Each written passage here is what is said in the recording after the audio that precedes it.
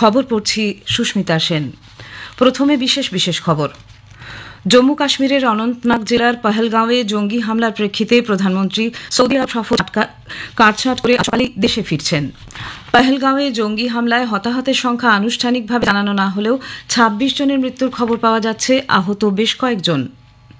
কেন্দ্রীয় স্বরাষ্ট্রমন্ত্রী শ্রীনগরে উচ্চ পর্যায়ের বৈঠকে পরিস্থিতি পর্যালোচনা করেছেন। তিনি আজ ঘটনাস্থল পরিদর্শন করবেন।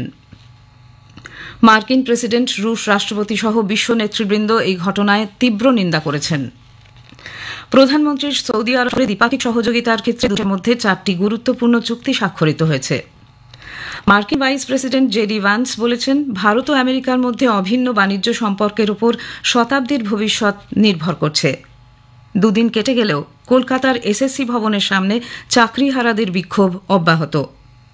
আইপিএল ক্রিকেটে দিল্লি ক্যাপিটালস গতকাল 8 উইকেটে লখনৌ সুপার জায়ান্টসকে পরাজিত করেছে।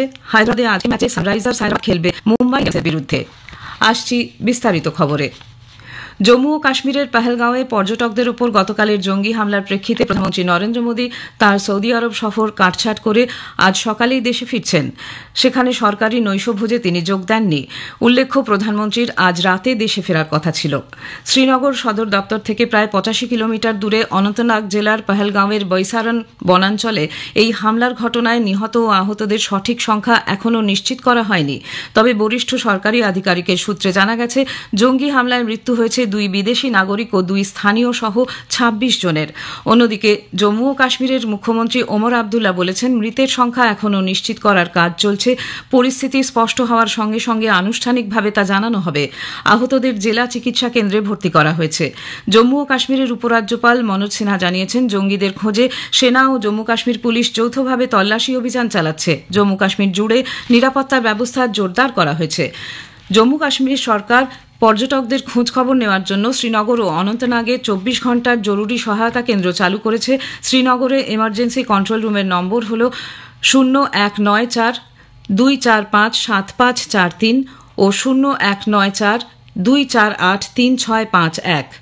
এডিসি শ্রীনগরের হেল্পলাইন নম্বর হল 700-605-8623। অনন্তনাগ জেলা প্রশাসনের কন্ট্রোল রুমের হেল্পলাইন নম্বর 019-32222337, 7780-885-759, 9697982527 এবং 600-6365-245। এদিকে কাশ্মীর উপত্যকায় পর্যটন এবং অন্যান্য ব্যবসায়িক সংগঠনের পক্ষ থেকে আজ বন্ধের ডাক দেওয়া হয়েছে। জম্মুতেও বিভিন্ন ব্যবসায়িক প্রতিষ্ঠান ও সমাজের বিভিন্ন স্তরের পক্ষ থেকে আজ বন্ধ পালনের কথা জানানো হয়েছে। আগেই জানানো হয়েছে যে পহেলগাঁওয়ে পর্যটকদের কাছে আকর্ষণীয় বৈসারন বনাঞ্চলে গতকাল দুপুরে অজ্ঞাত পরিচয় সন্ত্রাসবাদীরা পর্যটকদের একটি দলকে লক্ষ্য করে হামলা চালায়। এদিকে কেন্দ্রীয় স্বরাষ্ট্রমন্ত্রী অমিত শাহ গতকালই প্রধানমন্ত্রীকে পহেলগাঁওয়ের জঙ্গি হামলার ঘটনা সম্পর্কে অবহিত করেন। শ্রী শাহ শ্রীনগরে পৌঁছে রাজভবনে যান। সেখানে মুখ্যমন্ত্রী ওমর আবদুল্লাহ, লেফটেন্যান্ট গভর্নর মনোজ সিনহার সঙ্গে এবং পাশাপাশি সব নিরাপত্তা এজেন্সির সঙ্গে সুরক্ষা পরিস্থিতি নিয়ে জরুরি পর্যালোচনা বৈঠক করেন।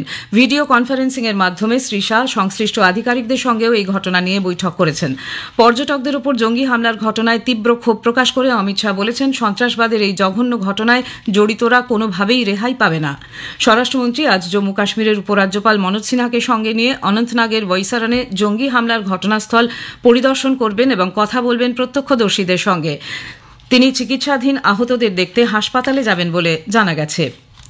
রাষ্ট্রপতি দ্রৌপদী মুর্মু, উপরাষ্ট্রপতি জগদীপ ধনখড় এবং প্রধানমন্ত্রী নরেন্দ্র মোদী জম্মু ও কাশ্মীরে পহেলগাঁওয়ে পর্যটকদের উপর জঙ্গি হামলার কঠোর নিন্দা করেছেন।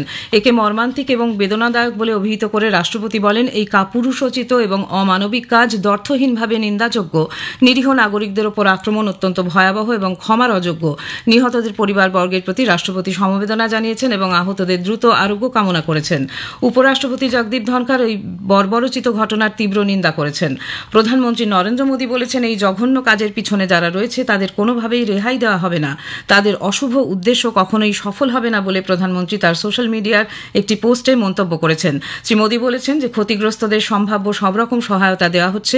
নিহতদের পরিবারের প্রতি তিনি সমবেদনা জানিয়েছেন এবং আহতদের দ্রুত আরোগ্যের প্রার্থনা করেছেন। দলমত নির্বিশেষে রাজনৈতিক নেতৃবৃন্দ এই ঘটনার তীব্র নিন্দা করেছেন। প্রতিরক্ষামন্ত্রী রাজনাথ সিং বলেছেন, নিরীহ নাগরিকদের ওপর এই হামলা কাপুরুষোচিত এবং অত্যন্ত নিন্দনীয়। তথ্য সম্প্রচার মন্ত্রী অশ্বিনী বৈষ্ণব এই কাপুরুষোচিত সন্ত্রাসবাদী হামলার নিন্দা করেছেন এবং নিহতদের পরিবারের প্রতি সমবেদনা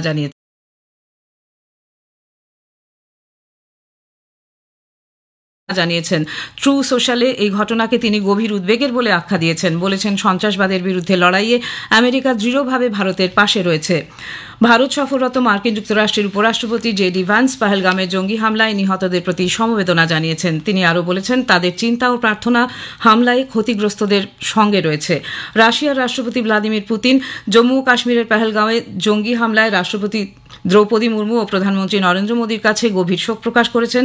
রাষ্ট্রপতি পুতিন পাহেলগামের জঙ্গি হামলার মর্মান্তিক পরিণতিতে আন্তরিক সমবেদনা জানানোর পাশাপাশি যারা হামলার শিকার হয়েছেন সেই সব দেশ বিদেশের সাধারণ নাগরিকদের জন্য শোক প্রকাশ করেছেন। এই নৃশংস হামলার চক্রান্তকারী অপরাধীরা উপযুক্ত শাস্তি পাবে বলে তিনি মন্তব্য করেছেন। সংযুক্ত আরব আমিরশাহী পাহেলগাঁওয়ে পর্যটকদের লক্ষ্য করে জঙ্গি হামলায় তীব্র নিন্দা জানিয়েছে, যাতে বহু নিরীহ মানুষ নিহত ও আহত হয়েছেন। নতুন দিল্লির ইরানের দূতাবাস জম্মু ও কাশ্মীরের পাহেলগামের শহরে জঙ্গি হামলার তীব্র নিন্দা জানিয়েছে। সৌদি আরবে প্রধানমন্ত্রী সফর সংক্ষিপ্ত হলেও এই সফরকালে বেশ কিছু গুরুত্বপূর্ণ চুক্তি স্বাক্ষরিত হয়েছে। দ্বিপাক্ষিক সহযোগিতার ক্ষেত্রে 4টি গুরুত্বপূর্ণ চুক্তি হয়েছে দুদেশের মধ্যে। এর মধ্যে রয়েছে সৌদি স্পেস এজেন্সির সঙ্গে ভারতের মহাকাশ সংক্রান্ত দপ্তরের সমঝোতা স্মারক, স্বাস্থ্য পরিষেবা ক্ষেত্রে সহযোগিতার লক্ষ্যে সে দেশের স্বাস্থ্য মন্ত্রক এবং ভারতের স্বাস্থ্য ও পরিবার কল্যাণ মন্ত্রকের মধ্যে সমঝোতা স্মারকপত্র। এছাড়া চুক্তি হয়েছে সৌদি আরবের অ্যান্টি ডোপিং কমিটি ও ভারতের ন্যাশনাল অ্যান্টি ডোপিং এজেন্সির মধ্যে এবং ডাক পরিষেবার ক্ষেত্রে দুদেশের সংশ্লিষ্ট বিভাগের মধ্যে। সৌদি আরবে প্রধানমন্ত্রী মোদীর তৃতীয়বারের এই সফরে তিনি বৈঠক করেন সে দেশের যুবরাজ মোহাম্মদ বিন সালমানের সঙ্গে। দুই নেতা ভারত সৌদি আরব কৌশলগত অংশীদারিত্ব পরিষদের বৈঠকে যৌথভাবে পৌরোহিত্য করেন এবং এই পরিষদের কাঠামো সম্প্রসারিত করার বিষয়ে সহমত হয়েছেন। প্রধানমন্ত্রী নরেন্দ্র মোদী আগামী রবিবার 27 এপ্রিল আকাশবাণীতে মন কি বাত অনুষ্ঠানে তার চিন্তাভাবনা সকলের সঙ্গে ভাগ করে নেবেন। এটি হবে মন কি বাতের 121তম পর্ব। আকাশবাণী ও দূরদর্শনের সবকটি প্রচার তরঙ্গে এবং www.newsonair.com ওয়েবসাইট ও মোবাইল অ্যাপেও বেলা 11টা থেকে মন কি বাত শোনা যাবে। খবর শুনছেন আকাশবাণী থেকে। মার্কিন ভাইস প্রেসিডেন্ট জেডি ভ্যান্স বলেছেন, ভারত ও আমেরিকার মধ্যে অভিন্ন বাণিজ্যের সম্পর্কের উপর শতাব্দীর ভবিষ্যৎ নির্ভর করছে। তিনি বলেন, মার্কিন যুক্তরাষ্ট্র ও ভারত আনুষ্ঠানিকভাবে বাণিজ্য আলোচনার শর্তাবলী চূড়ান্ত করেছে, যা দুই দেশের মধ্যে একটি রোডম্যাপ প্রস্তুত করছে। তিনি গতকাল জয়পুরের রাজস্থান আন্তর্জাতিক কেন্দ্রে বিজনেস সামিটে ভাষণ দেন। ভান্স বলেন, মার্কিন রাষ্ট্রপতি ট্রাম্পের শুল্ক নীতি সমালোচিত হলেও তিনি ভারসাম্যপূর্ণ বাণিজ্যের পরিবেশ তৈরি করছেন। প্রতিরক্ষা ক্ষেত্রে ভারত আমেরিকার ঘনিষ্ঠ ও বিশ্বস্ত অংশীদার। ভারতকে বিশ্বমানের প্রতিরক্ষা সরঞ্জাম সরবরাহ করতে চায় আমেরিকা। বিশ্বজুড়ে নানা প্রতিকূলতা ও বাণিজ্যিক প্রতিবন্ধকতা সত্ত্বেও ভারতের মোট অভ্যন্তরীণ উৎপাদন জিডিপি 6% ওপরে থাকবে বলে আন্তর্জাতিক অর্থভাণ্ডার আইএমএফ পূর্বাভাস দিয়েছে। ওয়াশিংটনে ওয়ার্ল্ড ইকোনমিক আউটলুকে আইএমএফ এই রিপোর্ট গতকাল প্রকাশ করে। দুদিন কেটে গেলেও এখনও কলকাতার বিধাননগরে এসএসসি ভবনের সামনে ধর্ণা বিক্ষোভ চালিয়ে যাচ্ছেন সুপ্রিম কোর্টের রায়ে চাকরিহারা শিক্ষক ও শিক্ষাকর্মীরা। চাকরিহারা শিক্ষকদের সঙ্গে গতকালও স্কুল সার্ভিস কমিশনের চেয়ারম্যানের বৈঠকে কোনো সমাধান সূত্র মেলেনি। স্বচ্ছ ও নির্ভুল তালিকা প্রকাশ করা না হলে তারা ঘেরাও তুলবেন না বলে জানিয়েছেন ওই শিক্ষকরা।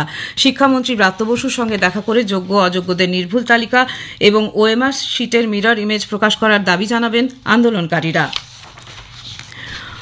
লখনৌয়ের একানা স্টেডিয়ামে গতকাল আইপিএল ক্রিকেটের ম্যাচে দিল্লি ক্যাপিটালস 8 উইকেটে লখনৌ সুপার জায়ান্টসকে পরাজিত করেছে। প্রথমে ব্যাট করে লখনৌ নির্ধারিত 20 ওভারে 6 উইকেটে করেছিল 159 রান। জবাবে দিল্লি ক্যাপিটালস 13 বল বাকি থাকতে 2 উইকেটে জয়ের লক্ষ্যে পৌঁছে যায়। হায়দ্রাবাদের রাজীব গান্ধী আন্তর্জাতিক স্টেডিয়ামে আজ আইপিএল এর ম্যাচে সানরাইজার্স হায়দ্রাবাদ মুম্বাই ইন্ডিয়ান্সের বিরুদ্ধে খেলবে। খেলা শুরু হবে সন্ধ্যে 7:30টায়। শেষ করার আগে খবরের বিশেষ কিছু অংশ আরেকবার।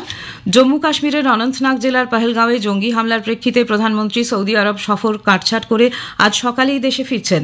পাহেলগাঁওয়ে জঙ্গি হামলায় হতাহতের সংখ্যা আনুষ্ঠানিকভাবে জানানো না হলেও 26 জনের মৃত্যুর খবর পাওয়া যাচ্ছে, আহত বেশ কয়েকজন। প্রধানমন্ত্রী সৌদি আরব সফরে দ্বিপাক্ষিক সহযোগিতার ক্ষেত্রে দুদেশের মধ্যে 4টি গুরুত্বপূর্ণ চুক্তি স্বাক্ষরিত হয়েছে। খবর এখনকার মতো এ পর্যন্ত। এর পরের খবর শুনবেন সকাল 7:25 মিনিটে।